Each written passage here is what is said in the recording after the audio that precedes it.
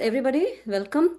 Structure of the program will be, we'll start with Pranav ध्यान. प्रणव ध्यान is nothing but Om meditation. ठीक है, तो उसमें 5 से 10 मिनट लगेंगे ओम मेडिटेशन में. उसके बाद हम एक धुन पे अनुलोम विलोम करेंगे और एक और धुन पे कपालभाति करेंगे. एंड उसके बाद एक छोटा दृष्टांत से मेडिटेशन करेंगे, कॉन्टेम्पलेटिव मेडिटेशन. कॉन्टेम्पलेटिव एक गुफा ध्यान करके है, मतलब आप डार्कनेस में बैठे हो and then how you gradually get up and go towards light, वो रहेगा. And it's very much related to a journey of a sadhak. जैसे आप अपनी जर्नी योगा की शुरू करते हो तो पहले ऐसा, अगर आप पीछे देखो तो ऐसा लगता है कि हम तो डार्कनेस में ही थे. We didn't know anything about anything, right. All this gyan जो हमारे इसमें है. 5 मिनट का मेडिटेशन होगा.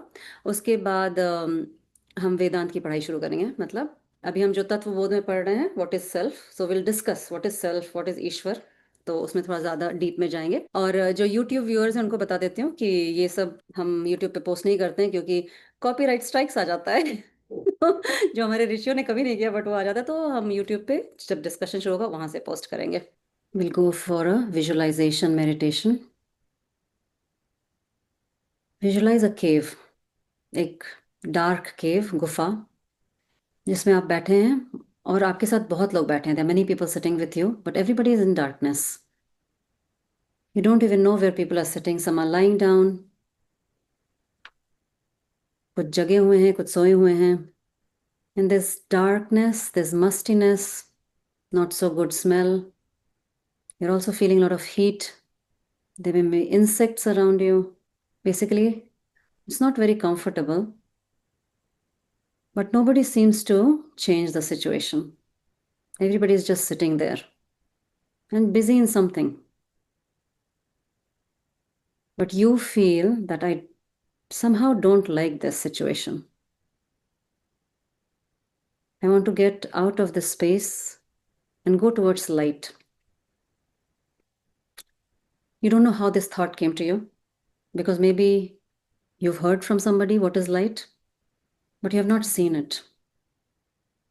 Darkness is what you know because that's what you've seen all around in the cave. But you heard of something called light, that it's very beautiful. It's very bright. You can breathe out of this cave, fresh air. So this thought comes in your mind, I want to find that light. So you get up and start walking, but then there are other people pulling you down. Don't go. Why are you leaving this nice, comfortable place? And then you don't listen. And when you walk, you also hit others because people are just lying or sitting there. You don't even see people. You're just hitting others. But then you keep walking with some inner instinct. And then you see a trace of light from the other end. And that becomes your motivation that there is something called light. So before coming to yoga journey, most of us live life by default, just going about our way, doing everything, without even realizing there's another way of living life, more mindful life, where life can be beautiful and it can be free of all the problems that you're currently facing. So I'm going to just chant a 2-minute bhajan, which you can repeat. I'll chant one line and you can repeat it, which symbolizes this life of light leading us to light from darkness. So tamso ma jyotirgamaya. So concept यही है.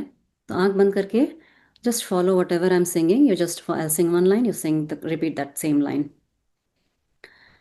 नैनहीन को राह दिखा प्रभु. Repeat. नैनहीन को राह दिखा प्रभु. नैनहीन को राह दिखा प्रभु.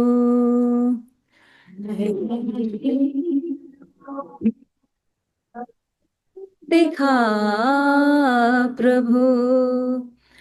पग पग ठोकर खाऊं मैं. पग पग ठोकर खाऊं मैं. नैनहीन को राह दिखा प्रभु, नैनहीन को राह दिखा प्रभु। चालत चालत गिर जाऊं मैं, चालत चालत गिर जाऊं मैं, नैनहीन को राह दिखा प्रभु, नैनहीन को राह दिखा प्रभु। मन का दीप जलाऊं मैं, मन का दीप जलाऊं मैं, नैनहीन को राह दिखा प्रभु, नैनहीन को राह दिखा प्रभु, नैनहीन को राह दिखा प्रभु, नैनहीन को राह दिखा प्रभु, नैनहीन को राह दिखा प्रभु, नैनहीन को राह दिखा प्रभु। Gently rub your hands together. Generate some heat, the energy from our practice. When your hand is a little bit warm, just press your eyes. Feel the depth within. Say that everything is within me. I can become a better version of myself every day. Please give me strength to do so. Thank you so much. और अगर जो beginners होता है ना, शुरू में ये बहुत होता है that you can not sit in one position for long time, वो प्राण अंदर से डिस्टर्ब हो जाते हैं। ओके, तो it's that shows that you have to build up your practice gradually. तो अपने आप को मॉनिटर करिए, because you are beginning right now. जैसे अभी आप 2 मिनट के लिए बैठ सकते हैं ऐसे, है ना, कितनी देर में आपका चेंज करने का मन करता है। So monitor yourself. सो 2 से 3 मिनट, 3 से 4 मिनट, 4 से 5 मिनट, ऐसा 20 मिनट ऐसा। हमारे ऋषि बोलते हैं 24 मिनट का एक घड़ी होता है, 24 मिनट मिनिमम बैठना चाहिए कोई भी आसन में, और 48 मिनट्स का एक मंडला बोलते हैं। तो 48 जो कर लिया वो actually is ready for higher sadhanas. It's a lot, 48 minutes. But या अगर आपको साधना करनी है तो बैठनी पड़ेगी, मतलब 24 तक ही कर लिए पहले तो बहुत बड़ी बात है। 24 मिनट पे एक आसन में बैठ के जो भी करना है, प्राणायाम, ध्यान, मंत्र जाप, जो सुबह आपकी एक साधना होती है ना, you must do it. You must engage in some sadhana every day with your self. पूजा पाठ जो भी है, एक आसन में बैठ के आपको करना ही चाहिए। Start with 5 minutes at least. You can sit in the sofa and do it also. The main thing is spine straight रहना है और कुछ नहीं है। Because of the tightness and everything ना, हम बैठ नहीं पाते एक पोजिशन में, और कुछ नहीं है। It's very simple, it's just biomechanics of the body which doesn't allow us to sit. ये देखिए कि आप बैरियर्स को कितना कम कर सकते हैं अपना साधना में। बैरियर पे फोकस नहीं करना है कि क्या क्या बाधक है, बाधक पे फोकस नहीं करना है, फोकस करना है क्या कर सकते हैं। मुझे यूजुअली लोग बोलते हैं अच्छा मैं ये नहीं कर सकती कि ये है वो है जॉब है, मतलब कर क्या सकते हो वो मुझे बताओ। I tell you that. Can you sit in silence for 2 minutes? Start with 2 minutes, that's all. It starts with 2 minutes. You see little kids chanting Bhagavad Gita shlok. आज आरुषि कौन सा श्लोक चैंट करना है? बैठो। ओम श्री परमात्मने नमः। अथ द्वादशोऽध्यायः।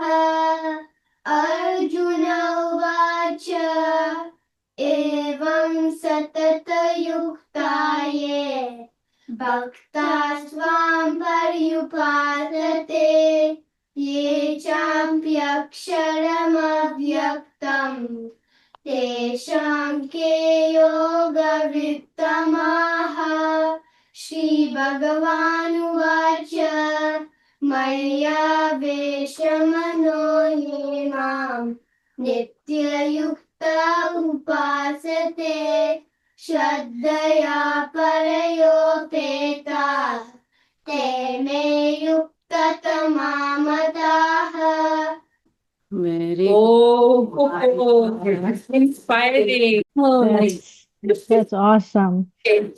हम अभी अपना वेदांतिक डिस्कशन शुरू करते हैं. Everybody ready with pen paper notes?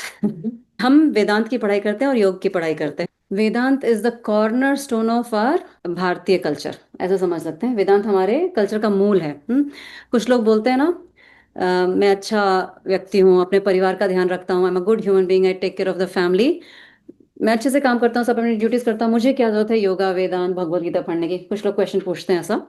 So, to be a good human being, you don't need to study Vedanta or do yoga. To be a good human being is common sense, right? I don't like to get hurt by somebody. I don't want anybody to hurt me, right? Don't want to cross the red light. Others should also not cross that, right? So basically, we expect compassion from others, love and compassion and proper behavior. That is common sense, and that itself is actually dharma. Dharma is the right action. धर्म कोई बहुत बड़ा ये नहीं है. Dharma means action done with the right intention. Dharma is sort of a road map for us, जो हमारे ऋषियों ने दिया है कि हर सिचुएशन में, ओके, हर परिस्थिति में आपको धर्म पहले देखना है कि धर्म क्या है मेरा, based on the your role what you are playing and what is the situation, धर्म क्या है. तो कॉमन सेंस और विवेक शक्ति ऐसे ही नहीं आ जाती है, होती है बट रहती नहीं है बहुत लोगों के पास. आजकल बहुत बिहेवियर इश्यूज दे रहे हैं. अभी पिकरिंग में एक स्टैबिंग हुआ, आपने न्यूज में सुना? कहाँ से ऐसे छोटे छोटे बच्चे स्टैबिंग करते हैं? क्या हो रहा है? वैंकूवर में हुआ था कुछ दिन पहले, है ना? ऐसे ही स्टैबिंग, रैंडम स्टैबिंग, मास शूटिंग हो जाता है. तो कॉमन सेंस भी धीरे धीरे लुप्त हो रही है, गायब हो रही है. प्रॉपर बिहेवियर गायब हो रहा है लोगों का. इतना एंगर इश्यूज, स्ट्रेस सब में बढ़ रहा है. वेदांत क्या है? वेदांत रिलीजन नहीं है. This is a universal teaching for everybody. हमारा जो कल्चर है उसका मूल है. It's a base of our Bharatiya culture. तो वेदांत क्या है? वेदों का जो अंतिम संदेश है ना, the final teachings of Veda is called Vedanta. Vedanta ऐसा नहीं है कि अलग से बुक है. वो वेदों के ही बीच में भी से उनके अध्याय को निकाल के वेदांत की स्टडी होती है. तो हमारे वेद होते हैं, दो पार्ट में डिवाइडेड होते हैं ब्रॉडली, कर्मकांड और ज्ञान कांड. कर्मकांड में सारे रिचुअल्स आते हैं जो ब्राह्मण करते हैं, हवन होते हैं, वो कर्मकांड में आते हैं. और वेदांत को बोला गया ज्ञान कांड. अब वेदांत हमेशा टीचिंग होती है of the self. Vedanta is nothing but teaching of the self, and it's always a dialogue between a student and a teacher. जो भी वेदांत की बुक्स निकाली गई हैं वेदों से, जो बुक्स बनाई गई हैं, 108 उपनिषद से उनको बोला गया है.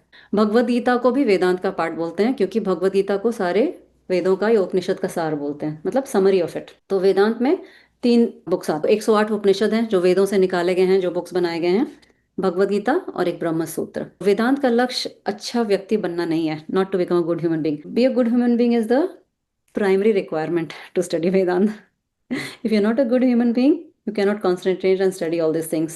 Or you're not a dharmic person. That means you're a criminal or doing bad stuff. अच्छा व्यक्ति होना एक आरंभिक स्थिति है. It's the first requirement. You should follow life of dharma. Then only you can study all these things. तो लेकिन सिर्फ अच्छा व्यक्ति बनना हमारे ऋषियों के हिसाब से it's normal. Everybody is a nice, maybe nice human being, but it's according to a rishi, it's grade C. It's not grade A. Normal people भगवान को मानते हैं. वेदांत वाले लोग भगवान को जानते हैं. हमको भगवान को जानना है. मानने और जानने में डिफरेंस है ना. मानना भी ठीक है, एक श्रद्धा है, एक आस्था है, वो ठीक है, बट वहीं तक नहीं रुकना है, उससे आगे जाना है. हमको भगवान को जानना है. तो हमारे ऋषियों ने ये बोला. इसलिए Vedanta is not a optional subject for intellectuals, जिनकी बुद्धि काम करती है ना, जो क्वेश्चंस पूछते हैं. It is a must for intellectual. Otherwise वो इंटेलेक्ट रॉन्ग दिशा में जाएगा. जब बहुत ज़्यादा इंटेलिजेंस होता है ना, it goes wrong if you don't direct it properly. So Vedant की study is like a dam to direct your energy in a particular direction, और वो अपने अंदर तत्वों को पहचानना है. मैं एक स्टोरी सुनाती हूँ, एनेक्डोट है. मेरे ऑफिस में मैंने 2018 में योगा कराना शुरू किया once a week. तो it was unofficial only, colleagues मिल के. फिर एक हमारी टीम असिस्टेंट थी, she used to book a room and we used to do the yoga like once a week, every Thursday we used to do lunch time पे. So सब लोग आते थे, सारे फेथ के लोग आते थे, सब लोग योगा करते थे. अच्छा, फिर अचानक से एक दिन वो जो टीम असिस्टेंट सब बुक करती थी, अरेंज करती थी, रूम बुक करती थी, she said, Archana I cannot do yoga any more. मैंने बोला क्या हो गया? जबकि पिछले कुछ महीने से कर रही थी, बहुत अच्छी थी, she was very fit and fine and she was very interested. बोलती है, people in my church are saying that Christians should not do yoga, it's against a faith. तो मुझे तो ये पहली बात आश्चर्य लगा कि she complied, she did not ask question. तो कोई रिलीजन या कोई आस्था should not go on in against anything which is good. मतलब वो सबको पता है वो अच्छा है फिटनेस के लिए. रिलीजन अगर आपको क्वेश्चन भी पूछने नहीं देता है, I feel it's a cult, कट्टरपन है वो। उसने ना क्वेश्चन पूछा, उसने छोड़ दिया, just dropped, from next week she did not do anything. और फिर वो हमारा योगा क्लास ही बंद हो गया because she used to arrange everything. मुझे लगता है कि the religion if takes away your basic freedom to ask question, वो रिलीजन है ही नहीं, वो कुछ है ही नहीं, मतलब वो फॉलो करने लायक है ही नहीं कुछ भी। तो इस बात का हमेशा ध्यान रखना है कि जहाँ भी आप कहीं भी जा रहे हो वहाँ पे आपको क्वेश्चन करने की स्वतंत्रता नहीं है, क्योंकि हमारा तो बेसिक ही होता है श्रवण मनन से। मनन करना है, मनन मतलब डाउट्स क्लियर करना है, क्वेश्चन पूछना है। तो वेदांत के 3 पिलर्स होते हैं, श्रवण, मनन, निधिध्यासन। और वो कहाँ से आता है? वो आता है श्रुति से। श्रवण किसका करना है? श्रुति का। श्रुति मतलब Vedas. Veda is universal truth, it applies to every human being. Hindu word भी हमको मिला है ना दूसरों से, it's not a Sanskrit word. You understand that Hindu word is not a Sanskrit word, it's given to us by Persians, जो सिंधु नदी के से आए थे, प्रोनाउंस नहीं कर पाते तो सिंधु, तो हिंदू बना दिया। तो that's how we got the name, it's a nickname given to us by outsiders. But हम अभी वैसे ही बन गए, वही हो गया हमारा नाम, है ना। बट एक्चुअली तो पहले तो सिर्फ धर्म ही था। हाँ, इजिप्ट तक आप देखे होंगे, इजिप्शियन गॉड्स भी होते थे सारे, ईरान में भी वैसे ही था, सब था। सारे खत्म हो गए, अभी मोनोकल्चर बन गया उधर पूरा, सिर्फ भारत ही बचा हुआ है, लेकिन सिकुड़ गया थोड़ा, इधर उधर से कट गया थोड़ा, है ना। तो अगर हम ही नहीं करेंगे, क्योंकि this is for humanity, you have to understand, तो like you are doing a very good job. तो हमारे अपने बच्चों को सशक्त करना है। लोग उसी को पूजा करती है जिसके पास शक्ति होती है। We need to have physical strength, body strong होना है हमारा सबसे पहले, मेंटल स्ट्रेंथ, छोटे छोटे बात में स्ट्रेस नहीं होना है। Financially we should be strong, spiritual strength. अगर आप स्पिरिचुअल स्ट्रेंथ कर लें तो बाकी तीनों लाइन में आ जाता है। हमको संसार में जीने के लिए ये सारे स्ट्रेंथ चाहिए। आपकी बॉडी ही नहीं स्ट्रांग होगी तो आप क्या करोगे? फाइनेंस ही नहीं होगा तो क्या करोगे अध्यात्म का? तो योग वशिष्ठ करके एक बुक है जिसमें श्री राम जब आते हैं गुरुकुल से, तो उनको दशरथ भेज देते हैं 4 धाम की यात्रा पे। ऐसा प्रसंग है, आता है रामायण में। तो वो जब 4 धाम की यात्रा करके आते हैं तो उनको असीम वैराग्य हो जाता है। वैराग्य समझते हैं? डिटैचमेंट, कि मुझे ये राजपाट नहीं चाहिए कुछ भी, मैं तो सन्यासी बनना चाहता हूँ, मुझे क्यों करना है ये सब। ऑल गुड पेरेंट्स, पेरेंट्स को स्ट्रेस हो जाता है मेरा बच्चा जो करना है उसको कर नहीं रहा है, करियर फॉलो या जो भी, I am just joking. But Dasharath को हो जाता है कि नहीं, ये मेरा सबसे केपेबल युवराज है, तो इसको तो राज्य करना ही, राजा तो राम को ही बनना है। दशरथ को ऐसा था। तो वशिष्ठ मुनि को बुलाते हैं, वशिष्ठ मुनि उनके गुरु थे। तो वो जो डिस्कोर्स देते हैं राम को, बैक एंड फोर्थ डायलॉग्स होता है, उस पूरे बुक का नाम है योग वशिष्ठ। It has 30,000 versus. उसका मेरे पास अब्रिज्ड वर्जन है। योग वशिष्ठ इतनी पावरफुल है बट बहुत ही मेलोड्रामेटिक है, मतलब उसमें बहुत सारे स्टोरी के अंदर स्टोरी। वो एक मूवी नहीं आई थी ड्रीम के अंदर ड्रीम, एक इंग्लिश मूवी आई थी ना, इंसेप्शन, ऑलमोस्ट वैसे ही है। उसमें लॉस्ट ही हो जाते हैं बट एनीवे उसके फर्स्ट पेज में ही दिया हुआ है, जो मेरे पास उसका वर्जन है। A bird can fly with 2 wings, it can not fly with 1 wing. Can a bird fly with 1 wing? No. उसी तरह अ ह्यूमन बींग और a society to thrive we need 2 wings, a wing of material success, a wing of spiritual success. एक भी चला गया तो society thrive नहीं करेगा। ठीक है, तो दोनों का बैलेंस बनाना हमको वेदांत सिखाता है। हम हर पल क्या ढूंढ रहे हैं बताइए? मोक्ष, शांति, सुख, सुख ढूंढ रहे हैं हम। सब चीजें जो भी हम करते हैं ना, बच्चों को बोलते हैं अच्छा पढ़ाई करो, अच्छा जॉब मिलेगा, क्यों? वो पैसे का अचार थोड़ी ना डालना है, पैसे से सुख मिलता है ना, सुख सुविधा की चीजें मिलती है। हम हर पल सुख ढूंढ रहे हैं, वैसे हम बच्चे करते हैं, शादी करते हैं, जॉब करते हैं, हाउस चेंज करते हैं, इवन हम लेटे हुए हैं तो हम टर्न भी करते हैं सुख के लिए, क्योंकि लेटे लेटे एक पोजीशन में बॉडी एक होता है, थोड़ा हिलना पड़ता है। सुख ढूंढ रहे हैं हम हर समय। हर कोई, हर जीव सुख ही ढूंढ रहा है। एक अमीबा जो सिंगल सेल जीव है, माइक्रो ऑर्गेनिज्म, उसके भी एक तरफ आप शुगर डाल दें, एक तरफ एसिड डाल दें, तो शुगर की तरफ जाएगा, एसिड से दूर जाएगा। वो भी सुख ही ढूंढ रहा है। तो वो सुख हम ढूंढ रहे हैं क्योंकि वो हमारा अपना स्वरूप है। तो वेदांत और योग जो है, it is not a philosophy. सबसे पहले अपने माइंड में डाल लीजिए, फिलोसफी नहीं, फिलोसफी तो किसी का दिया हुआ होता है। These are methodologies. क्या है? मेथडोलॉजी है, पद्धति है। किसके लिए है? It's a path for you to find permanent peace and happiness. It's a road map. So if you want permanent peace and happiness, study of self is non-negotiable, which is Vedant. Vedant Upanishads, we teaches study of self. And as I said, it's not an optional subject for people who can think. और study of self को स्वाध्याय बोलते हैं संस्कृत में, स्व अध्याय, स्वाध्याय। और ये हमारे गुरु शिष्य परंपरा प्रधान है, शिष्य को गुरु से मिलते हैं तो हमारा पूरा भारत गुरु शिष्य परंपरा प्रधान है, ऊपर से लेके नीचे तक। सिख भी वही है, जैन भी वही है, बौद्ध भी वही है, तो कोई डिफरेंस नहीं है। कुछ लोग अपने आप को अलग समझते हैं, बट है वो भी गुरु शिष्य परंपरा ही, और वही हमारा ओरिजिन ऑफ एजुकेशन था। जब अंग्रेज आए तो उन्होंने देखा कि यहाँ तो लिटरेसी लेवल एकदम 90% है, क्योंकि गांव गांव में गुरुकुल थे, उनको राजा सपोर्ट करते थे। अब 90% लिटरेसी लेवल है, मतलब अगर 50% फीमेल है तो फीमेल भी पढ़ती होंगी ना, तभी 90% है। तो लड़के लड़कियां सब पढ़ते थे, जो जिस लेवल तक पढ़ सके, उसमें कोई और स्पेशलाइज करता होगा, है ना, जिसको जो गुरु मिल गया उस हिसाब से। ईश्वर को हमारे ऊपर थोपा नहीं जाता है। थोपना समझते हैं? पोट अपॉन कि इसमें विश्वास करो, अंधविश्वास नहीं है हमारे इसमें। प्रज्ञा कुछ प्रेजेंट करेगी। हमारे यहाँ ईश्वर का कॉन्सेप्ट या सेल्फ का कॉन्सेप्ट क्लियर नहीं है लोगों में। बहुत सारे इंग्लिश वर्ड्स घुस गए हैं, जैसे सोल हो गया, है ना, किसी के डेथ पे may the soul rest in peace बोलते हैं ना, बहुत कॉमन हो गया है। तो सोल का क्या कॉन्सेप्ट है हम प्रज्ञा से समझेंगे, उसके बाद हम समझेंगे कि हमारा क्या कॉन्सेप्ट है। सोल या सोल के बारे में बात करते हैं तो उसका क्या मतलब? It is used to describe a living being, essence of a living being, a person's existence both physically and spiritually, encompassing emotions, desires and the ability to think and feel. और रिलेटेड कॉन्सेप्ट्स भी हैं soul के साथ, जैसे कि अगर तुम अच्छे काम करोगे तो तुम्हारा सोल हेवन में जाएगा, बट अगर तुम अच्छे काम नहीं करोगे तो then bad luck, you will be in hell. In some cases perjury करके भी एक चीज होती है जहाँ पे एक सोल रहती है जब तक उसका डिसीजन नहीं बनता है हेवन या हेल के बारे में। तो ये जो कॉन्सेप्ट है, ये concept is not analogous to atma, ये आत्मा का सिमिलर कॉन्सेप्ट नहीं है। इफ यू रिमेम्बर, हमने सूक्ष्म शरीर के बारे में पढ़ाई की थी, राइट? सूक्ष्म शरीर के क्या अंग होते हैं? एक अंग होता है मन, राइट? एक होता है हमारे 5 सेंसेस, और एक देयर इज अनदर एस्पेक्ट कि हम उन 5 सेंसेस के साथ क्या, एक प्राण भी एक होता है, and what can we do with those 5 senses, जैसे सूंघना या बोलना या चलना, all of that encompasses sukshma sharir. So when we talk about soul, that is the parallel that you can find in Vedanta, which describes close to what soul is. Corresponds to soul, Corresponds. सूक्ष्म शरीर। सूक्ष्म शरीर। But अगर हम आत्मा पे पहुंचे, या अगर हम आत्मा के बारे में सोचे, so आत्मा is all pervasive, which is at a higher level than even सूक्ष्म शरीर। And we are Atma. We are Atma. Ultimately, our nature is Atma.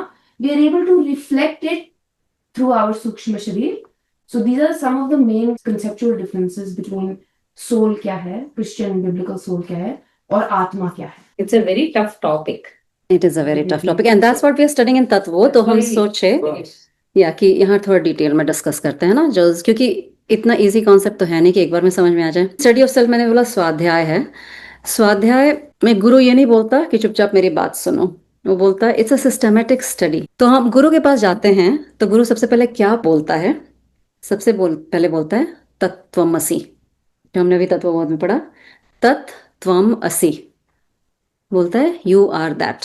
वो भी हम वही रहने देते हैं, यू आर दैट मतलब होता है तुम ही आत्मा हो, तुम ही ब्रह्म हो। लेकिन हम शुरू कैसे करते हैं उससे? साधन चतुष्टय। साधन चतुष्टय क्या है? बिनु सत्संग विवेक न होई, राम कृपा बिना सुलभ न सोई। ये रामचरितमानस का एक दोहा है। बिना विवेक इज द फर्स्ट स्टेप। विवेक मतलब अबिलिटी टू डिस्क्रिमिनेट, क्या राइट है क्या रॉन्ग है। जैसे मैंने बोला धर्म क्या है, व्हाट इज माई धर्म, वो विवेक है। स्टार्ट्स विद धर्म, बट धर्म सिर्फ एक रोड मैप है, धर्म को लेके रुकना नहीं है, मोक्ष तक जाना ना, मतलब फ्रीडम चाहिए ना हमको। हम ढूंढ रहे हैं सुख, परमानेंट सुख ढूंढ रहे हैं। जैसे मैं आपको बोल दूं कि मंडे टू फ्राइडे आपको सुख मिलेगा, सैटरडे संडे नहीं मिलेगा, आप खुश हो गए? नहीं ना, एवरी टाइम चाहिए ना।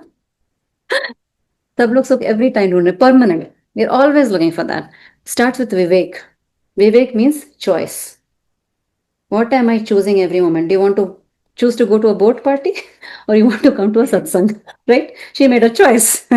बिना सत्संग विवेक न होई, राम कृपा बिना सुलभ न सोई। बिना सत्संग के विवेक नहीं आता। सत्संग मतलब क्या होता है? सत का संग।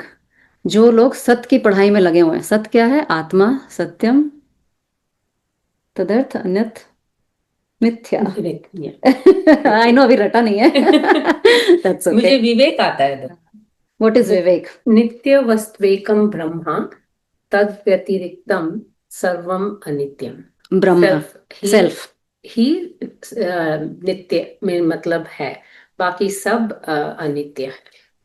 अनित्य मतलब होता है इम्परमानेंट। इम्परमानेंट। नित्य मतलब होता है permanent. So you are always permanent. Self is always permanent. And how you can see you are always permanent? You were present in your childhood. You gone through all your experience of childhood. You've gone through all your experience in your teenage years. You're going through the experience now. You are the only observer, right? अगर एक science student है आप, observer change हो जाए तो आपको याद नहीं रहेगा ना क्या हुआ था बचपन में, याद रहेगा? नहीं याद रहेगा, क्योंकि ऑब्जर्वर चेंज हो गया ना, क्योंकि आप ही ऑब्जर्वर थे उस समय भी, और आप भी अभी ऑब्जर्वर, आपका बॉडी पूरी तरह चेंज हो चुका है, लेकिन आप तो वही हो। इसी को बोलते हैं नित्यता। You are always present, the self is always present, so atma is always present. Okay, तो ये समझने वाली बात है। तो और सत्संग के बिना ये विवेक नहीं आता। सत्संग इसलिए हमारे ऋषियों ने बोला है सबसे इंपॉर्टेंट है। Yes, So being present means that. या being aware in the Also present means- moment. Yeah, yes, the present moment, and also you're aware of what happened in your past. या you will remember things that happened, you because you have gone through that experience, है ना? तो बस वो awareness की, then also I was there, now also I am here, बुढ़ापे में भी मैं ही रहूंगी, है ना? सत्संग के बिना विवेक बुद्धि नहीं आती, वो बहुत इंपॉर्टेंट है। और राम की कृपा के बिना सत्संग आसानी से नहीं मिलता। तो राम की कृपा होती है तो ही सत्संग मिला है, ठीक है? तो हमारा जो अल्टीमेट गोल है परमानेंट सुख पाना, बेसिकली मन के सभी मानसिक कष्टों से छुटकारा पाना, जो स्ट्रेस, एंग्जाइटी, ये सब होता है ना, हम रहना तो नहीं चाहते उस स्टेट में, बट रहते हैं समहाउ, है ना? तो इसीलिए, और इसमें ना कितना भी लोग योग करें, ध्यान करें, बोलते हैं ना मैं 10 साल से योगासन कर रहा हूँ, प्राणायाम कर रहा हूँ, लेकिन उनको विवेक नहीं आता।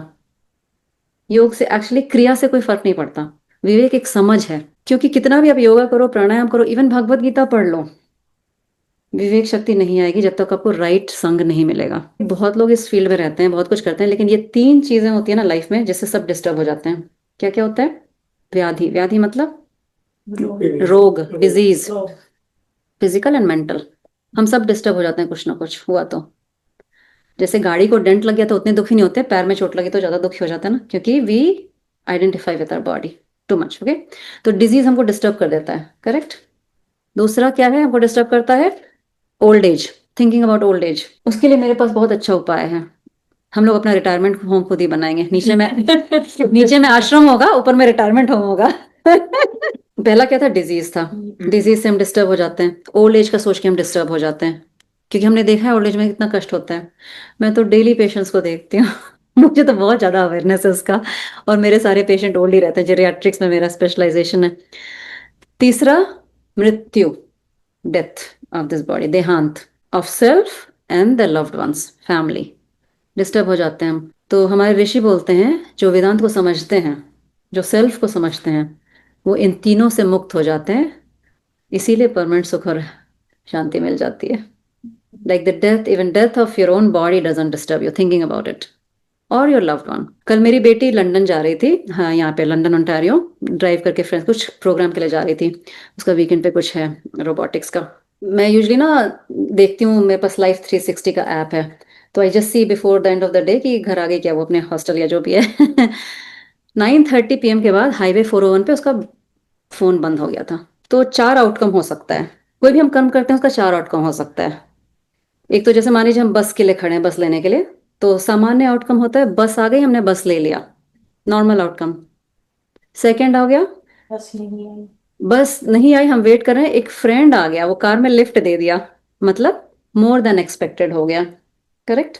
तीसरा हो गया बस मिस हो गई, नेक्स्ट बस के लिए वेट करते हैं या टैक्सी लेते हैं ना, मतलब थोड़ा लेस देन एक्सपेक्टेड।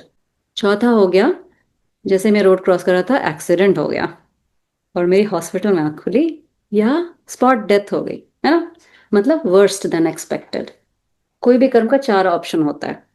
ये हर सिचुएशन में आप लगा लीजिए।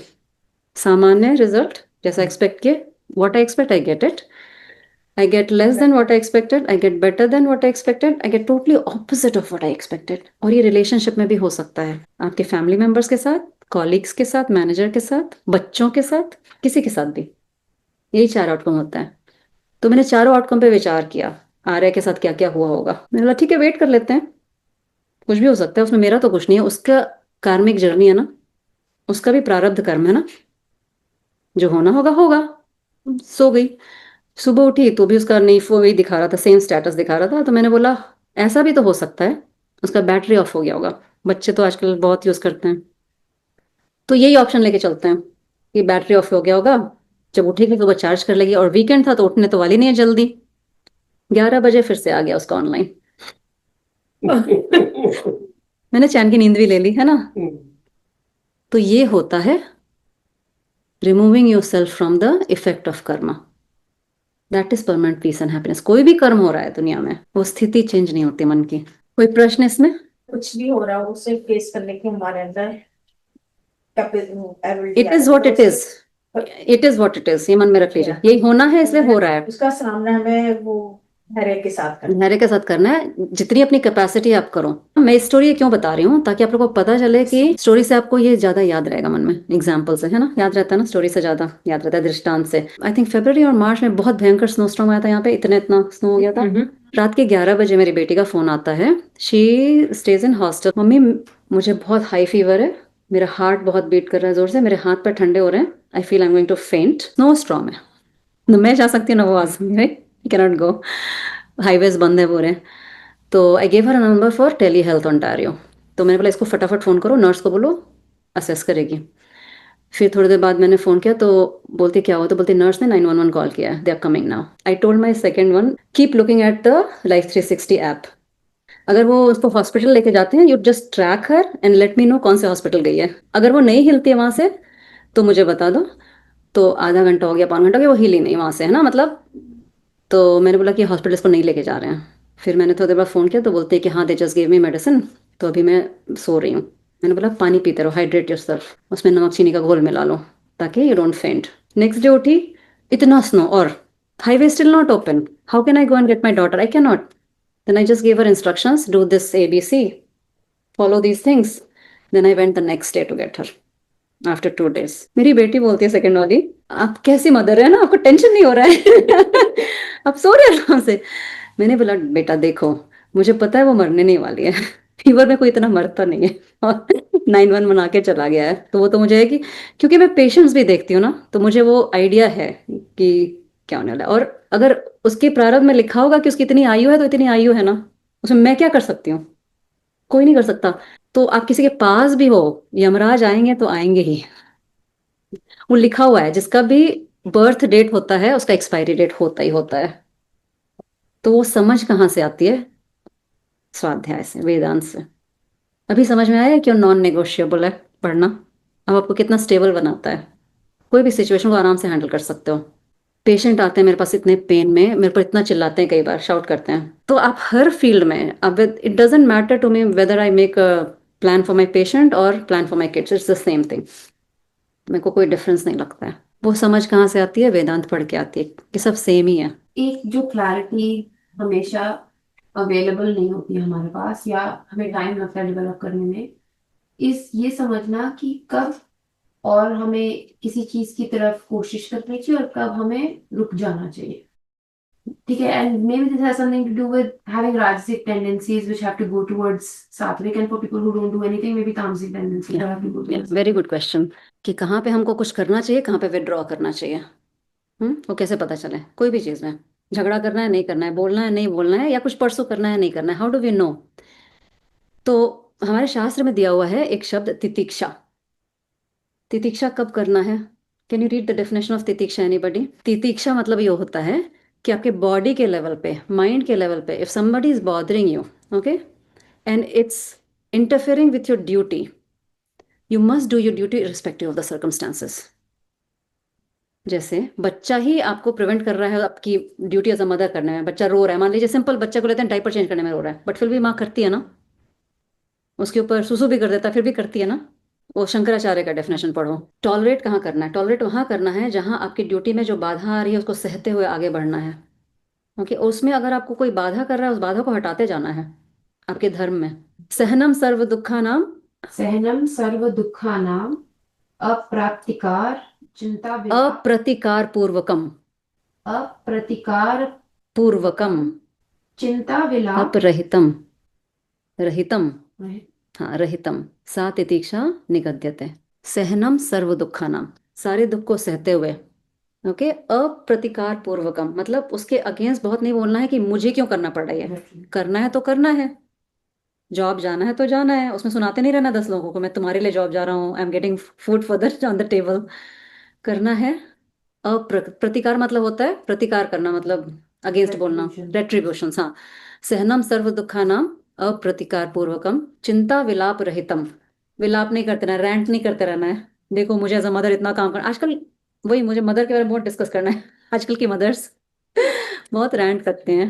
मुझे सुबह उठना है, ये मेरी चॉइस है, बिकॉज मुझे जॉब पे जाना है। अगर मुझे सुबह नहीं उठना तो मुझे जॉब छोड़ना पड़ेगा। Exactly. This is my choice. लोग कितने डीप पिट में घुस जाते हैं कि ऐसा सिचुएशन आता है, हमको पता नहीं रहता है, बट हर सिचुएशन से ऊपर आपको ये ज्ञान उठा सकता है। मैंने बोला you're on the bottom of your life, the only way you can go is up, you can't go further down. लोग इतना फंस जाते हैं ना, वहावर जैसा होता है सिचुएशन कई बार, they can't see anything outside, but ये ज्ञान आपको वो सिखाता है। अगर किसी के पास बचपन से ये ज्ञान होगा, वो हर सिचुएशन को एज एन ऑब्जर्वर देखेगा, and that person will make a right decision. They will not never go towards destruction of anybody or themselves. उतनी विवेक शक्ति आ जाती है। ये ज्ञान पढ़ते पढ़ते अपने आप से प्रेम हो जाता है। तो ये इतना पावरफुल है कि आपको कोई भी सिचुएशन से निकाल सकता है। मेरे एक टीचर बोलते थे, yoga teacher, yoga and Vedanta has ability to solve any problem in the life और द वर्ल्ड। इतना पावरफुल है, इसीलिए ये इतना इंपॉर्टेंट है। तो लोग मेंटल अफ्लिक्शंस के साथ फंस जाते हैं, और जो ये नहीं करते या उपासना नहीं करते या साधना नहीं करते, छोटे छोटे चीज़ों से डिस्टर्ब हो जाते हैं। हम जिसको अपना क्रिएटर मानते हैं, जिसको हम अपना भगवान मानते हैं, जैसे हम मानते हैं, मानो भगवत गीता पढ़े, उनको कृष्ण को ही उपदेश मानना है, तो हम जिसको अपना क्रिएटर मानते हैं ना, वो आपका आदर्श बन जाता है। आदर्श मतलब आइडियल, है ना, वो आप उसको फॉलो करने लगते हैं, वही आपके वैल्यू सिस्टम को जन्म देता है। सिंपल एग्जाम्पल है, अगर कोई कम्युनिटी है वो चूहा को अपना भगवान मान रही है, तो वो चूहा जैसा बनना चाहेगा। कोई शेर को अपना भगवान मान रहा है, तो वो शेर जैसा बनना चाहेगा। तो डिफरेंट रिलीजन में डिफरेंट आइडियल्स होते हैं, वो उसको मानते हैं ऐसा।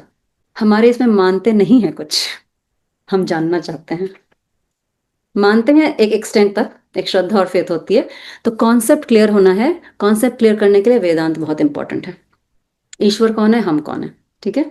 तो प्रज्ञा ने जैसे बताया, क्रिश्चियनिटी और इस्लाम में सोल का कॉन्सेप्ट होता है, उनके यहाँ परमानेंट हेल और हेवन का कॉन्सेप्ट होता है कि आपने कोई भी गलती कर दी, you can go to permanent hell. कोई भी गलती कर दी, उसके बाद कुछ नहीं होता उसमें, दैट इज द एंड गोल। हमारे यहाँ स्वर्ग और नर्क का सिर्फ पौराणिक कथा में है, और वो टेम्पररी अबोर्ड है, वो हमारा गोल होता ही नहीं है, स्वर्ग और नर्क।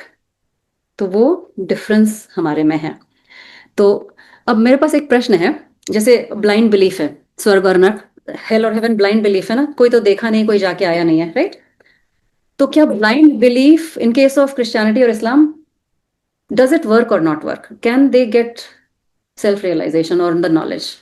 व्हाट डू यू थिंक, क्या पॉसिबल है? थोड़ा भी चांस है? जैसे अगर कोई स्वर्ग और नर्क का कॉन्सेप्ट अगर होता है, तो at the end of the day तुम्हें मोटिवेट क्या कर रहा है? Fear of not going to hell, right. और जिस जगह फियर है, उस जगह इंसान खुल के अपने आप को एक्सप्लोर या क्वेश्चन कैसे कर सकता है, राइट। अगर करना भी चाहे तो बहुत ही कन्फाइंड वे में करेगा, so that they don't go to hell, Just feel hell and heaven, everything is here. What we do, our action speaks. What you give, you get. If we do good, we get good. If somebody does bad, they get it here in this life.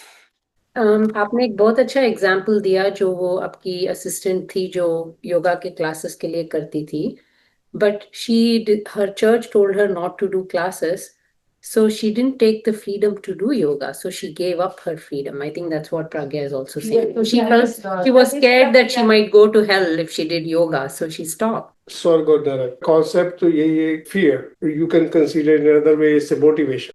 How you want to live in the society. But it's not a concept of self-realization. No, it is not. It's That's what I'm about saying. doing good or It's good. bad. It's coming back to how you want to पाप perform. पुण्य का How you want to perform in this world. That's it. If you really want to know more than that, like forget about here, like you want to know what is there.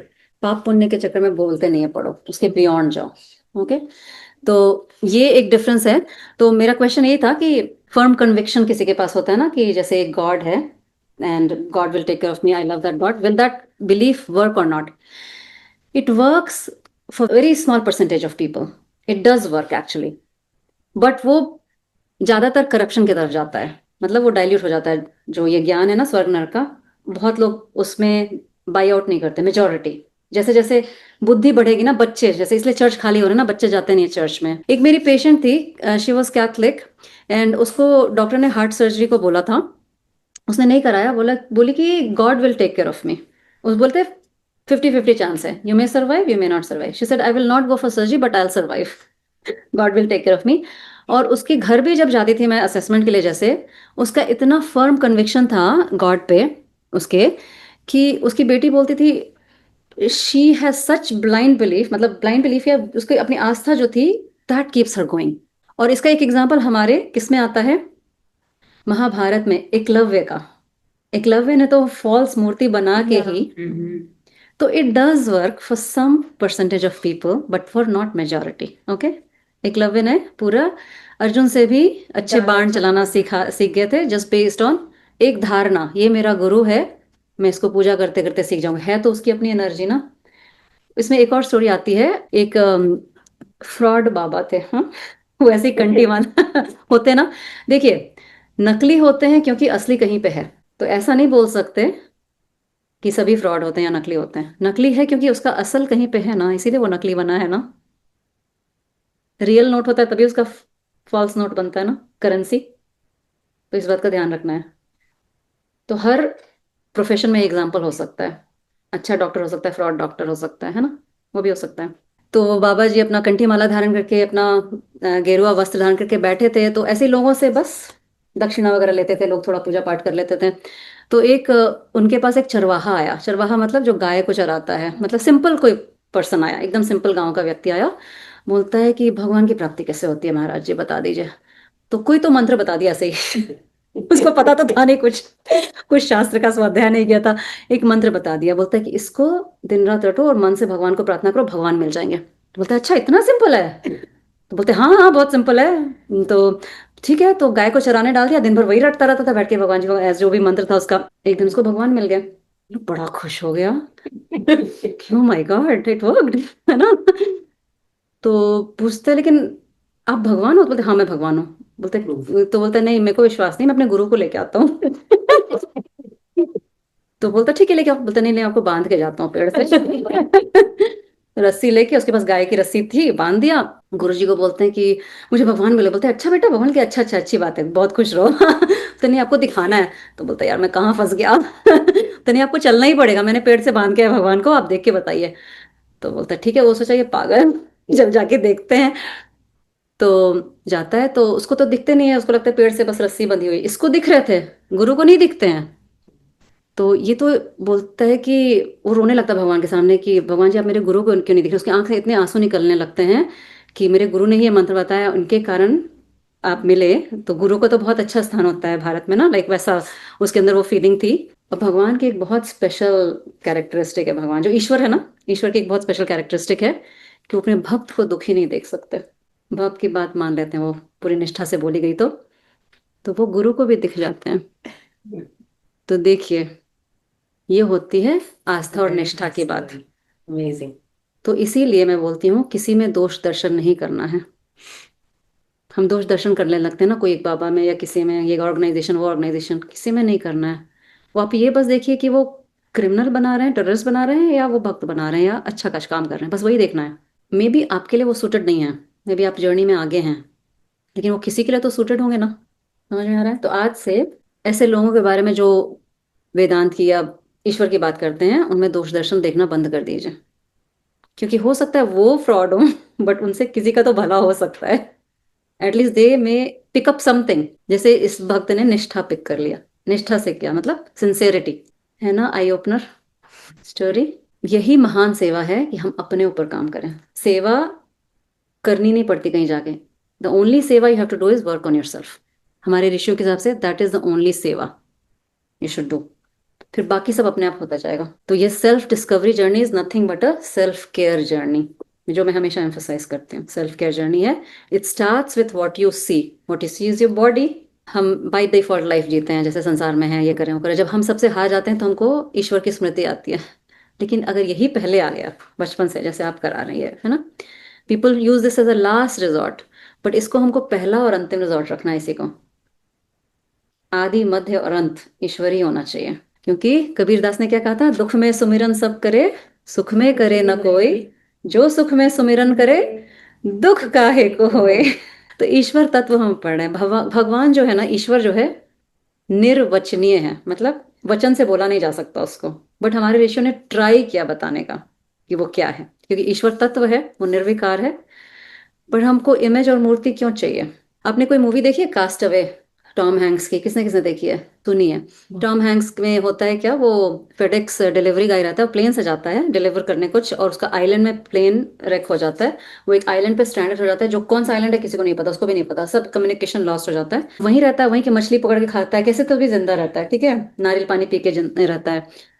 उसके पास box होता है, धीरे धीरे FedEx का box खोलना है, bore हो रहा है ना बहुत दिन से। तो एक बॉक्स में उसको एक सॉकर बॉल दिखता है, फुटबॉल दिखता है, उसको उसने नाम रख दिया था, उस पे उसमें उसने आंख नाक मुंह सब बना दिया था, वो उसका बडी बन गया था, उसका नाम विल्सन रख दिया था। उससे ही बातें करता है वो, उससे बातें करके ही वो जीवित रहता है। एक बार बहुत स्ट्रॉम आता है, विल्सन पानी में चला जाता है, इतना दुखी हो जाता है, इतना अच्छा सीन है वो, you must see that scene, अगर यूट्यूब में कहीं है तो। उसको पाने के लिए इतना तड़पता है कि विल्सन मेरा चला गया, मतलब उसको ऑलमोस्ट उसका सेल्फ चला गया। तो मूर्ति क्या होती है? प्रतिमा होती है। प्रतिमा इज अ प्रतीक। जैसे फ्लैग होता है कंट्री का प्रतीक, फ्लैग तो कंट्री नहीं होता है, बट फ्लैग को देखे कैसे देश प्रेम आ जाता है। It's a point of concentration. तो आप मूर्ति पूजन को कम मत समझिए, एक फिजिकल फॉर्म बहुत इंपॉर्टेंट होता है। तो एवरी मॉर्निंग वो फिजिकल फॉर्म के सामने अपना नाम जप या जो भी करना है करिए। Our culture was very intelligent, जिसमें बहुत वेराइटी ऑफ मेडिटेटिव टेक्निक्स दी गई थी, उसमें एक मूर्ति पूजन एक एक टेक्निक है। To connect to that formless which is your own self, you have to go through a form, because we see a form, we cannot live without a form. बहुत इंपॉर्टेंट। तो उसका कॉन्सेप्ट आया किसका? इष्ट देवता का concept आया। इष्ट मतलब होता है फेवरेट, जो मुझे प्रिय है। So everybody should develop a relationship with an ईश्वर।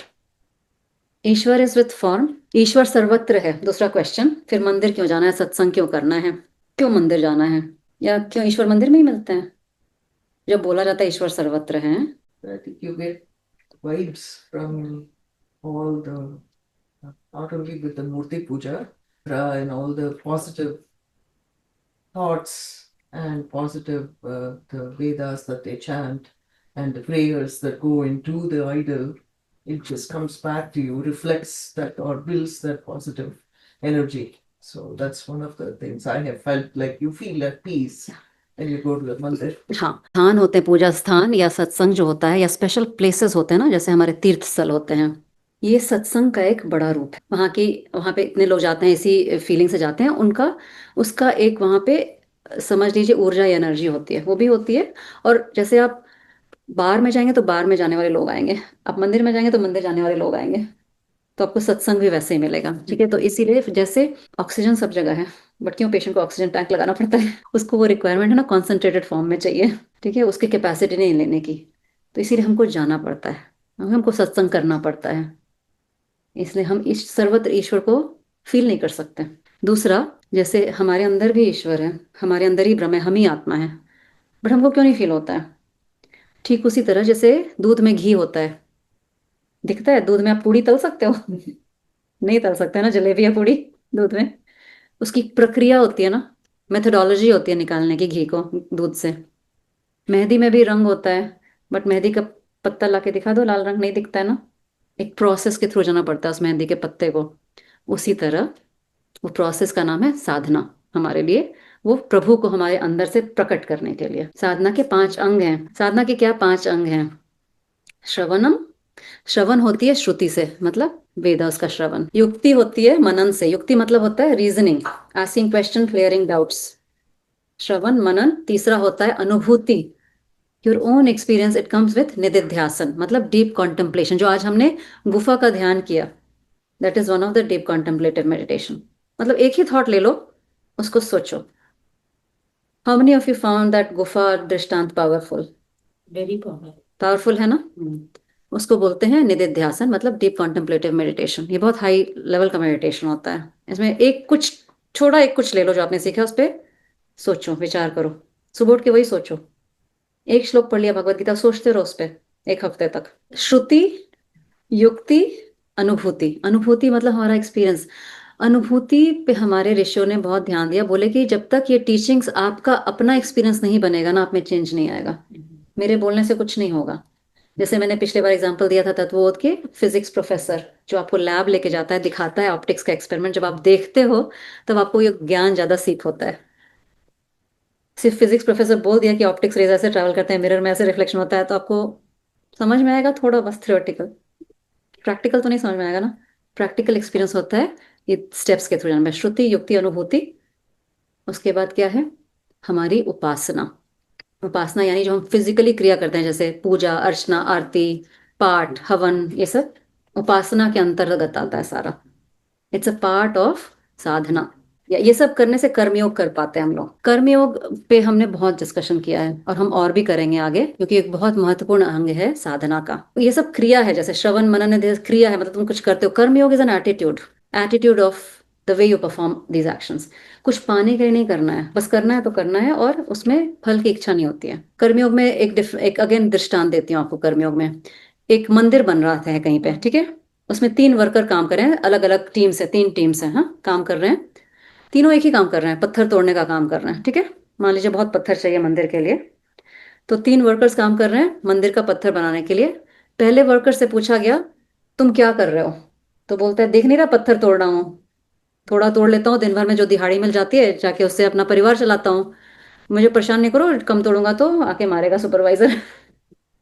ठीक है। दूसरे के पास जाता है, तो बोलते हैं कि क्या कर रहे हो तुम? भैया मैं पत्थर तोड़ रहा हूँ, यहाँ पे मंदिर वगैरह बनने वाला है तो लगे हुए हैं काम में, अच्छा है, जॉब अपॉर्चुनिटी है, मिल गया अभी, कर ले रहे हैं ना, अच्छी बात है। तीसरे वर्कर के पास जाते हैं, पूछते हैं कि तुम क्या कर रहे हो? तो बोलता है, अरे आपको पता नहीं, यहाँ राम मंदिर बनने वाला है, आपको पता है ये जो मैं पत्थर तोड़ रहा हूँ उससे राम की मूर्ति बनेगी, और इससे जो सारे पिलर्स बनेंगे, कितना आनंद आएगा लोगों को ये देख के, मैं ये सोच सोच के मेरे को इतना अच्छा लग रहा है, और मुझे तो राम की मूर्ति इसमें दिख रही है पत्थर में, मैं क्या बताऊं भैया, इतना सुख मिल रहा है मुझे। वो है कर्मयोगी। काम सेम ही है, एक में तमस है, एक में रजस है, एक में सत्व है। अभी समझ में आया? संसार में हमेशा डुअलिटी रहेगा, you have to accept it, you have to identify कि आपको कहाँ रहना है।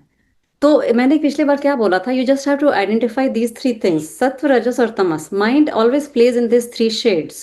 Where do you want to dwell? उपासना होती है हमारी आरती, पूजा, क्रिया, जो भी क्रिया करते हैं, हाथ से, मुंह से, बोल के, काया वाचा मनसा। काया मतलब बॉडी से, वाचा मतलब मुंह से, मनसा मतलब माइंड से, कुछ भी करते हैं ना, भगवान के विग्रह के सामने बैठ के उसको उपासना बोलते हैं, सामने बैठ के या मन में ही ऐसे। और फिर कर्मयोग। कर्म। तो ये सब सुनने के बाद ही कर्मयोग की आप प्रैक्टिस कर सकते हैं। इसका मतलब ये नहीं कि आप कर्मयोगी बन गए, कर्मयोगी फाइनल स्टेज होता है, but fake it till you make it. Fake in the sense you have to practice it, methodology ना, प्रैक्टिस। जैसे साइकिल से चलाना सीखते हैं तो राइट अवे तो एक्सपर्ट नहीं बन जाते ना, सीखते हैं। तो श्रवण मनन निधिध्यासन सीखना है, it's a methodology. The more you dwell on those things, more you do all these things, practice, more आपका अनुभूति बढ़ेगा, कंटेम्पलेशन बढ़ेगा, मोर आप कर्म योगी की तरफ बढ़ते जाओगे, बनने की तरफ। ठीक, आपका सत्व बढ़ता जाएगा, और वो हमारा ही स्वरूप है, तो वो है, it's just the removal of the muck of the mind that's required. मुझे भी एक quick example, I wanted to tell a story I heard. They were going on a trip, bus trip, कहीं हिल साइड में, और अचानक landslide हो गया, बहुत सारे पत्थर आके गिर गए, तो बस रुक गई। Some government people came and then started removing the stones, and there was a grandma, बहुत ओल्ड लेडी थी, वो भी स्टोन उठा रही थी। The man who was actually telling the story, he went and asked her, माँ जी आप इतने सारे पत्थर उठा रहे हैं, आप ये काम क्यों कर रहे हैं? Like it's heavy job for a old woman. Then she said, ताकि आप घर जा सकें। So sweet. She didn't say कि ना मुझे गवर्नमेंट से पैसा मिलता है, मेरे बच्चे का देखभाल कर सकती हूँ, और मेरे पोतों को खाना खिला सकती हूँ, ऐसा कुछ नहीं। और I am forced to do this. She was a worker doing it, and she said ताकि आप घर जा सकें। मैंने देखा है ऐसे एग्जाम्पल। हाँ। मैं एक हॉस्पिटल में काम करती थी नागपुर में, जब मेरा पहला जॉब था, तो वहाँ पे जो क्लीनिंग लेडी थी ना, ऐसी थी, उसको किसी से मतलब नहीं था, अपना काम इतना सुंदर, स्वीपिंग करती थी वो क्लिनिक को हमारे। तो उस इतना कर्मयोगी से, उससे अच्छा एग्जाम्पल नहीं था। मतलब कुछ भी हो जाए तो एक हम एक्चुअली जब फिजियोथेरेपी देते हैं तो पेशेंट्स को बोलते हैं अपने नेकलेस निकाल देने के लिए, क्योंकि मेटल नहीं होना चाहिए, जैसे नेक में दे रहे हैं, तो वो सोने का इतना मोटा चेन निकाल के पेशेंट ने रखा था। नेक्स्ट डे वो बाई ने ला के दिया कि ये मैडम, ये वो पेशेंट भूल गई अपना सोने का नेकलेस। कुछ मतलब नहीं था उसको दुनिया से, अपना काम करके सिंसियरली, वेरी ऑनेस्ट, एक पैसा इधर उधर नहीं, मैंने देखा है ऐसे एग्जाम्पल्स, बहुत अच्छा लगता है फिर। तो ऐसे लोग और बढ़ने चाहिए ना। एक कोई भी हो, लॉयर हो या डॉक्टर हो, अगर वो साथ में कर्म योगी हो तो दुनिया ही चेंज हो जाएगी। So this is non negotiable. वही मैं फिर से बोल रही हूँ, जैसे एक डॉक्टर अगर किसी पेशेंट को देख रहा है, अगर कोई बूढ़ी लेडी को देख रहा है, अगर वो उसमें अपनी माँ को देखता है तो उस ट्रीटमेंट प्लान उसे ऐसे बनाएगा ना। एक लॉयर अपने क्लाइंट में अपने भाई या बहन को देखता है तो वैसे ही उसको अच्छा सलाह देगा, है ना, अननेसेसरी एक्सटॉर्शन नहीं करेगा ना। तो this transforms a human being how they function in the society.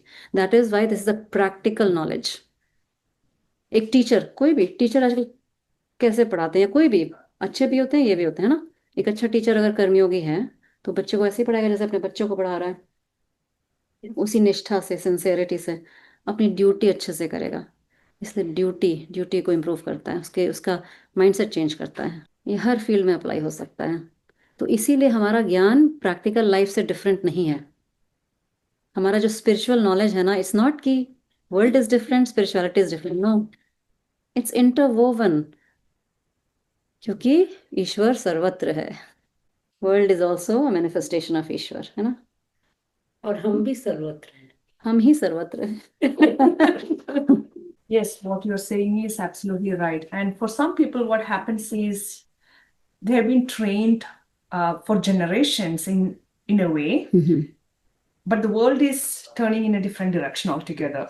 So for them, it is so confusing, right? To be in this world along with the previous mindset or previous ancestral wisdom.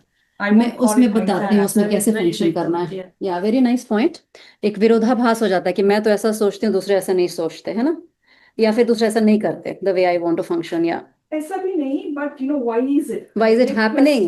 question हाँ। themselves as to why such thing is happening, because that is probably not the right way. They know it, but they can't do much about it. But लेकिन ऐसा सोचना नहीं है, क्योंकि world का जो physical reality है ना, it will always have duality. अभी भी है, स्वामी विवेकानंद के समय भी था, शंकराचार्य के समय भी था, वो कभी नहीं जाएगा। उस समय भी सत्संग होता था, उस समय भी राक्षस रहते थे। तो टू एक्सपेक्ट कि why world is like that, it's a wrong question. World में पॉजिटिव नेगेटिव होना ही है, तभी वर्ल्ड है। चाइनीज कॉन्सेप्ट में यिन और यांग एनर्जी बोलते हैं, वो होना है। That's how world is. World is dual only. दृष्टि यहाँ चेंज होती है। जो महात्मा रहता है ना, जो विवेकवान रहता है, जिसमें विवेक शक्ति होती है, डुअलिटी में भी how do I function with singularity, वही महात्मा बनता है। तो वो क्वेश्चन नहीं पूछना चाहिए कि ऐसा क्यों हो रहा है, वो होगा।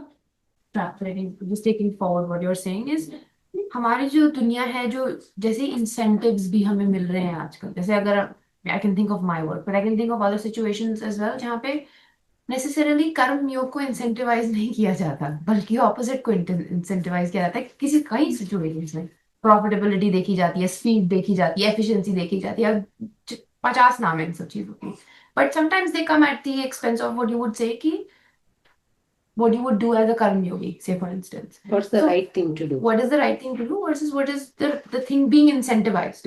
So उन environments में this duality becomes a question of what you should do in that situation, right? And the consequences sometimes they're non-trivial in the senses कि maybe you will lose your team, maybe you will lose clout, maybe you will make less money, right? It depends on your priority, what you choose. Choice तुम्हारा choice क्या होना चाहिए, और हर समय ये रहेगा।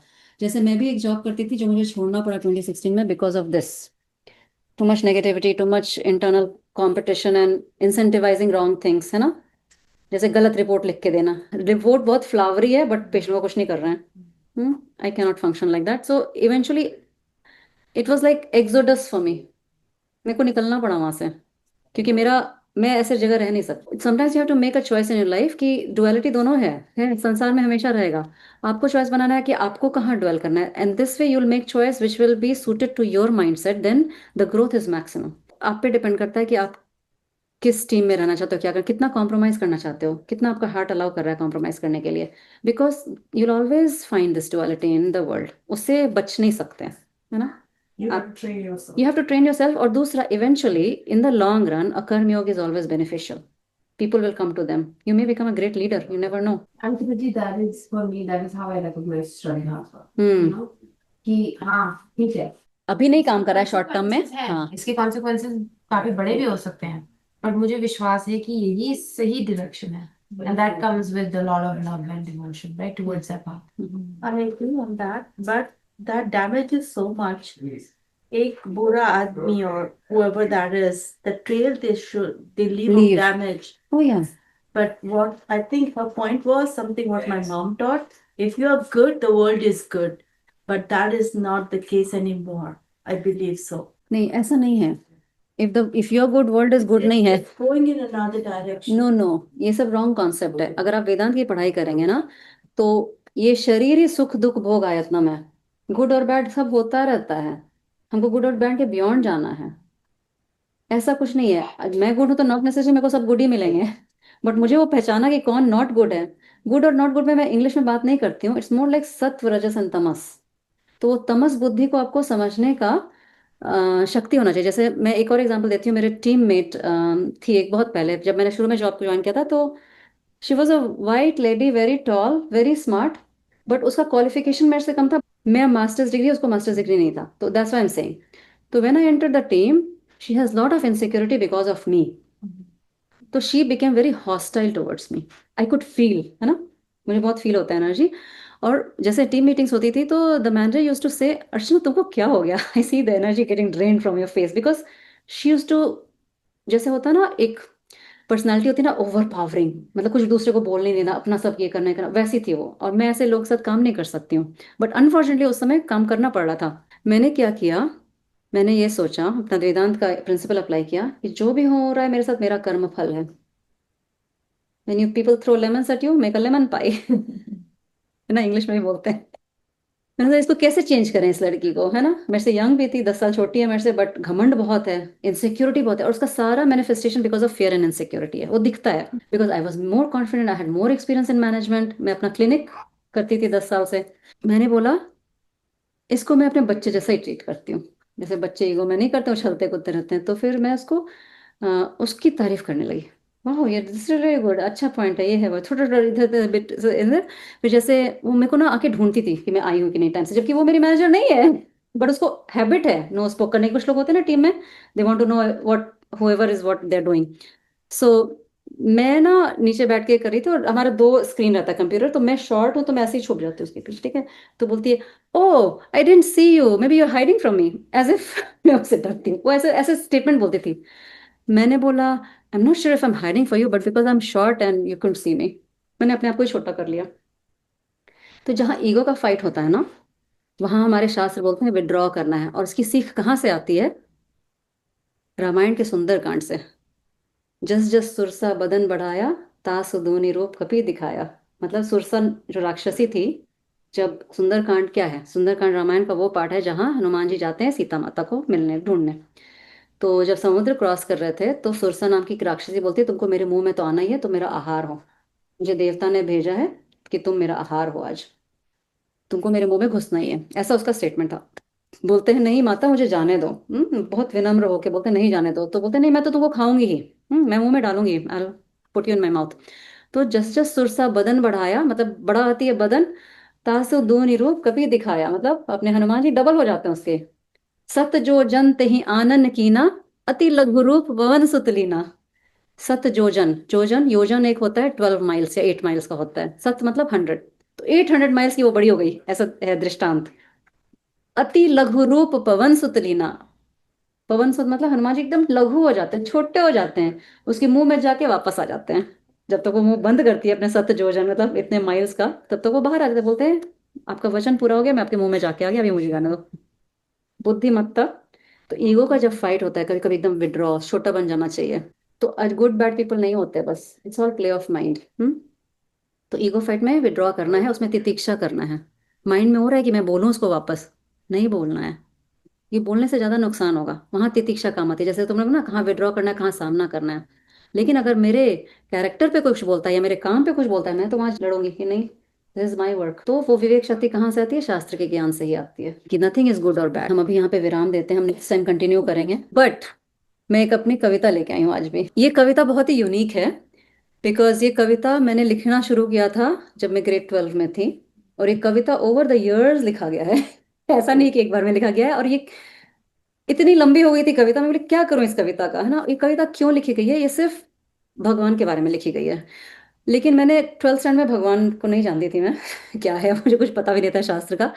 तो मैंने एक फ्रेंड से मेरी दोस्ती थी जो जिसके साथ में कंबाइंड स्टडी करती थी। She was a very dear friend, उसके घर भी जाके पढ़ाई करती थी, तो हमारा प्रेम बहुत था। तो जहाँ प्रेम होता है वहाँ क्रिएटिविटी होती है।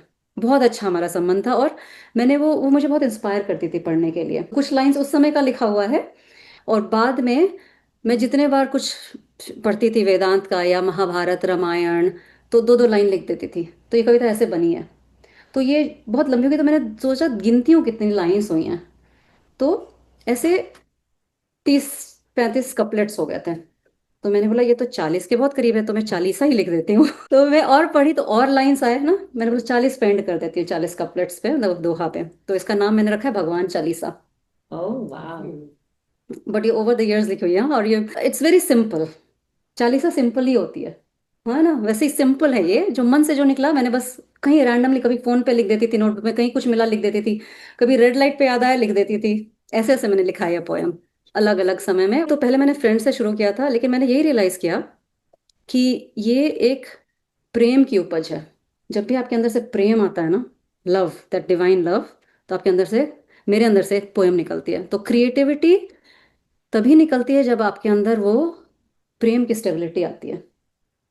We are all looking for love, actually that divine love only. या मेरी भी वैसी निकली थी कविता। मुझे पता है। फटाफट लिखती। I just wrote it in like 10 or 12 हाँ, तो कभी कभी फटाफट होती, कभी over the period of time आती है। तो मैं ऐसे दो दो लाइन तो सुनते हैं, ठीक है। एकदम ध्यान से सुनिए, एक एक शब्द को सुनिए। हाँ, तो इसका नाम है भगवान चालीसा। धर्म के पथ पे निरंतर चलने की हमारी प्रेरणा तुम हो। अंधकार में जीवन को प्रकाशित करती वो ज्योत्सना तुम हो। मन के मेहंदी की अल्पना तुम हो। अनंत सृजनता से की गई हमारी कल्पना तुम हो। मन सरिता है उसकी धारा तुम हो। प्रेम के सागर का किनारा तुम हो। द्वंद्व की धुंध जहाँ छट जाए, डुअलिटी, द्वंद्व की धुंध जहाँ छट जाए वो धूप तुम हो। आत्मज्ञान का वो स्वरूप तुम हो। ज्ञान की पावन सूरत तुम हो। संपूर्णता की पूर्ण मूरत तुम हो। परिणय प्रेम के संसार में तुम हो। परिणय मतलब क्या होता है, विवाहित जीवन। मतलब उसमें भी वही प्रेम ढूंढ रहे हैं वो, एक दूसरे में जो पति पत्नी ढूंढ रहे हैं, एक्चुअली भगवान का ही प्रेम ढूंढ रहे हैं। लेकिन कभी पूरा मिलता नहीं है किसी पर्सन से, ठीक है, या किसी फ्रेंड से, या अपने बच्चे से भी पूरा नहीं मिलता है ना। सब में डुअलिटी रहती है, उसमें सिंगुलैरिटी रहती है वो प्रेम में। तो परिणय प्रेम के संसार में तुम हो। गीता के अनमोल उपहार में तुम हो। गीता एक हमको गिफ्ट है शंकराचार्य जी का, आदिगुरु शंकराचार्य, जिन्होंने गीता कहाँ से निकाली, महाभारत से निकाली। पहले वो महाभारत के अंदर छुपी थी, उन्होंने उसको निकाला, तब वो गीता बनी, भगवत गीता। परिणय प्रेम के संसार में तुम हो। गीता के अनमोल उपहार में तुम हो। हमारे अनंत गुरु मित्र और संत तुम हो। सबका आदि मध्य और अंत तुम हो।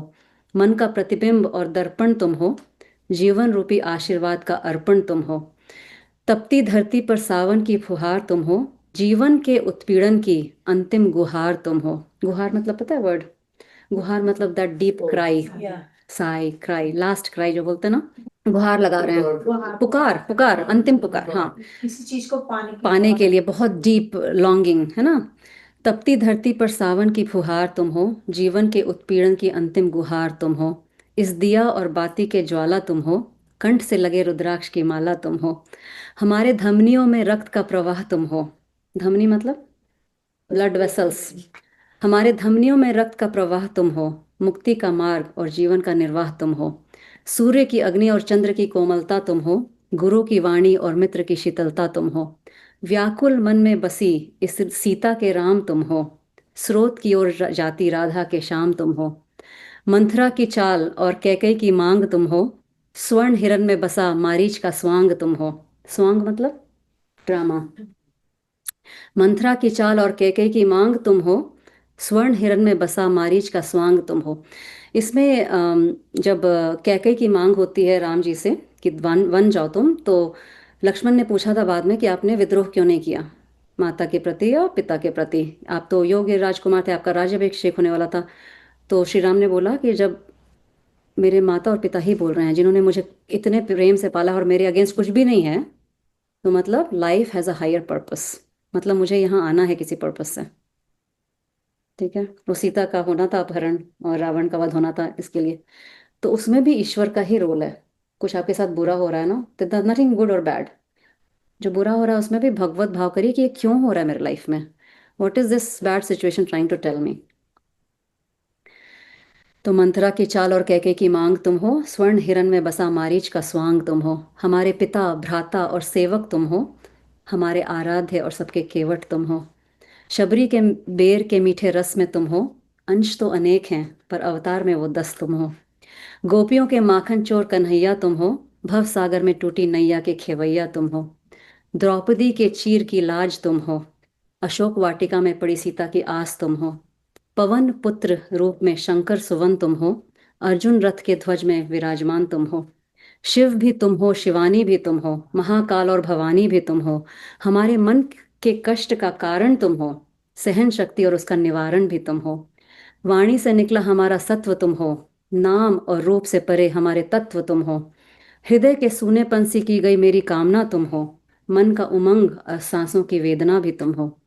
कर्मों की गहरी मार की वो पुकार तुम हो, हर क्षण हर रूप में हमें स्वीकार तुम हो। भय रूपी भुजंग के काट तुम हो, तिलक सुशोभित हमारी ललाट तुम हो। तिलक हम क्यों लगाते हैं, मुझे कुंडलिनी का तो इतना आइडिया नहीं है, लेकिन इसके पीछे हमारा वो रहता है, पिट्यूटरी ग्लैंड रहता है, मास्टर ग्लैंड जिसको बोलते हैं, दैट कंट्रोल्स एवरीथिंग, इसलिए इसको आज्ञा चक्र भी बोलते हैं। तो once you control that master gland, that means your hormones are in balance, you are in control of your mind, तभी बोलते हैं दृष्टि परवेद, तभी तीसरा नेत्र खुलता है ना जो। तो ये इसका सिंबलिज्म है, हमारे कल्चर में बहुत सिंबलिज्म है, अगर आप उसको समझेंगे ना तो कभी नहीं छोड़ेंगे। They used to call it cooling effect Hmm. with the natural ingredients, Hmm. not the glue. या तो भय रूपी भुजंग के काट तुम हो, मतलब भय तुमको प्रेम से ही निकल सकता है, भय का ऑपोजिट प्रेम है। Either you work with fear और you work with love, that's all it is in life. आप जॉब भी जाते हो तो प्रेम से जाते हो या फियर के कारण जाते हो। ओके, तो भय रूपी भुजंग के काट तुम हो, तिलक सुशोभित हमारी ललाट तुम हो। कठिन यात्रा के अंतिम पड़ाव तुम हो, जीवन घनी धूप ठंडी छांव तुम हो। हमारे नाम और रूप का अस्तित्व तुम हो, चंचल मन हमारा परिपक्व तुम हो। भक्त प्रहलाद के भगवान तुम हो, हमारी शक्ति और हमारे शिव भी तुम हो। पुष्प तुम हो, उसकी गंध भी तुम हो, शांति तुम हो और द्वंद्व भी तुम हो। सूर्य भगवान की उष्णता तुम हो, चंद्रदेव की शीतलता भी तुम हो। अग्नि का अगन और प्रेमी का प्रेम तुम हो, बालक का बचपन और वृद्ध का अनुभव तुम हो। लगन की शक्ति और भक्त की भक्ति तुम हो, योगी की सांस और लोगों का विश्वास तुम हो। भय में भी तुम, अभय में भी तुम। भगवान से उतना डरना है जितना एक अच्छी माँ से डरना होता है, से न ज्यादा न कम। गलत करूं तो माँ पकड़ के निकलेगी। तो भगवान का डर दिखाना कि हेल और हेवन जाना है, वो बिल्कुल भी रॉन्ग डायरेक्शन है ना। तो भय में भी तुम, अभय में भी तुम हो, मान में भी तुम और अपमान में भी तुम हो। कोई अपमान कर रहा है, अगर आप सह जाएं तो हमारे संत बोलते हैं कि आपका कर्म चेंज हो रहा है, आप भगवान के और पास जा रहे हो। अगर आप अपमान को सह सकें, कोई आपको कुछ भी कितना भी अपमान कर ले, वो सच है नहीं है, अगर आप उस सह गए, कई बार प्रूफ करने की जरूरत नहीं होती है, नॉट नेसेसरी, जो सोचना है सोच लो। भय में भी तुम, अभय में भी तुम हो, मान में भी तुम और अपमान में भी तुम हो। सुख में भी तुम और दुख में भी तुम हो, आशा में भी तुम और निराशा में भी तुम हो।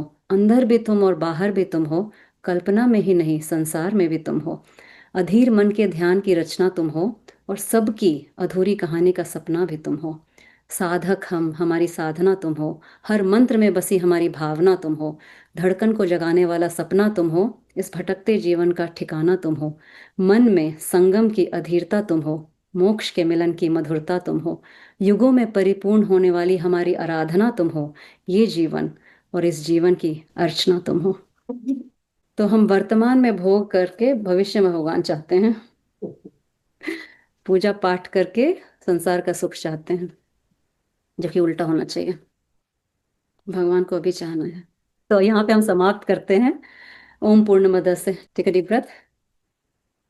ॐ पूर्णमदः पूर्णमिदं पूर्णात् पूर्णमुदच्यते पूर्णस्य पूर्णमादाय पूर्णमेवावशिष्यते ॐ शान्ति शान्ति शान्तिः.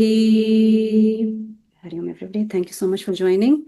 Thank you for those who are online.